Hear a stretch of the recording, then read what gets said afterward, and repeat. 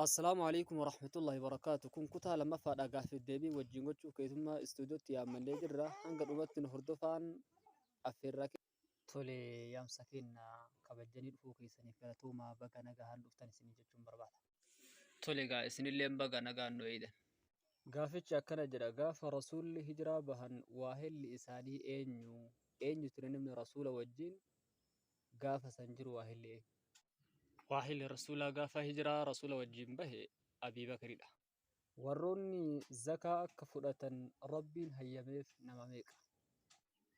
Warroonni zakaa fudhatan nama 8dha akka rabbiin quraana keessa suuraa toobaa keessatti dubbatedha. Sahaabaa keessaa namni miilaan hajjii godhe hoo eenyu? Sahaabaa keessaa namni hajjii miilaan godhe Khaalid ibn Walid.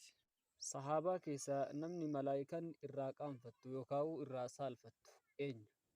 Sahaabaa keessaa namni malaayikaan qaanfattu yookaan saalfattu عثماني ilma affaanidha radiyallahu anhu. Namni maqaa amiira mu'mintoota yookaan hoogganaa mu'mintoota jechuun moggaafame jalqabaaf eenyu?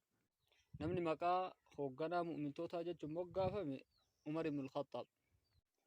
Namni jalqaba farda yaabbate hoo eenyu? Ismaa'il, Nabiyullahi Ismaa'il.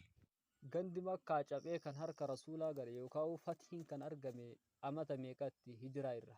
Gandi makkaa kan cabee harka rasuulaa gale hijiraa irraa amata 8ffaadha.